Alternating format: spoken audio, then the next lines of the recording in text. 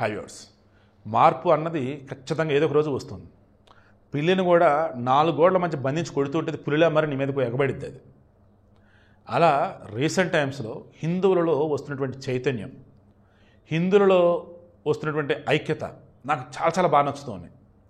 ఇప్పటి వరకు ఏ గుడైనా, ఏ హిందూ ధార్మిక సంస్థలు నడుపుతున్న సభ అయినా, సమావేశమైనా కేవలం దేవులకు సంబంధించిన వాళ్ళకి మంచి మాటలు మాట్లాడుకొని, పురాణ ఇతిహాసాలు చెప్పిన కథలు చెప్పుకొని ఎవరి ద్వారా వెళ్ళిపోవటం. ఫస్ట్ టైం వెనకాల అటాచ్ చేసిన వీడియో తర్వాత వాయిస్ ఇస్తాను. ఓ పూజారి, హిందువులు వస్తున్నారు, దండం పెట్టుకుంటున్నారు, వెళ్తున్నారు, కానీ మీరు చేయాల్సింది ఏమిటి?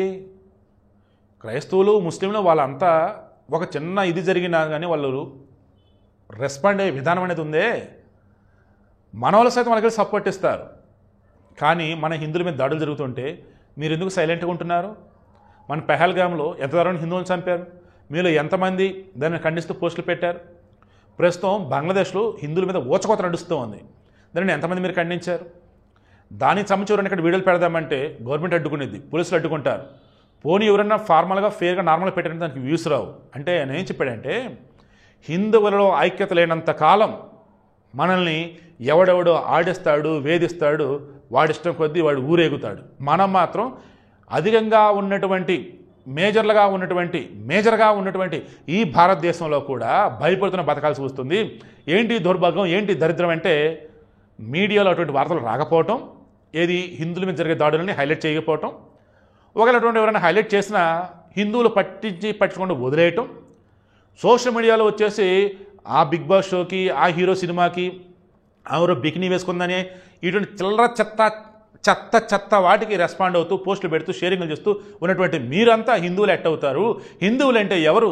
ప్రపంచవ్యాప్తంగా ఎక్కడ ఏ హిందువుకి అన్యాయం జరిగినా, ఏ హిందువు మీద దాడి జరిగినా ముక్త కణంతో మీరు ఖండించండి, నిరసన తెలియచేయండి, వీలైతే ఆ కుటుంబానికి న్యాయం చేయండి అంటూ ఓ పూజారి గర్భగుడి ముందు నించొని అక్కడ వచ్చిన 100 మందికి చెప్తున్నాడే, అబ్బా స్వామి నేను కోరుకున్న మార్పు ఇది కదా, స్వాములోరు పూజారులు మీరు మారిపోయారు, ఇదయ్యా కావాల్సింది. భగవంతునికి భక్తునికి మధ్య వారదన్నప్పుడు ఈ పూజారులే. వాళ్ళు కూడా చెప్పాల్సింది ఏంటిది?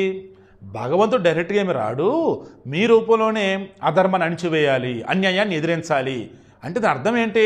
గుడికి వచ్చామా వెళ్ళామన్నట్టు కాకుండా మన హిందూ ధర్మానికి సంబంధించి, ఈ దేశానికి సంబంధించి ఏ మత ప్రమాదం ఉంది అన్నా మనమే ముందు వచ్చి నిలబడాలా, దేనిని చెడుని అంతమొందించడానికి. అది ఈరోజు ఆయన చెప్పాడు. ఇంకా ఆయన ఏం చెప్పాడంటే వీడియో అటాచ్ చేస్తాను చూడండి.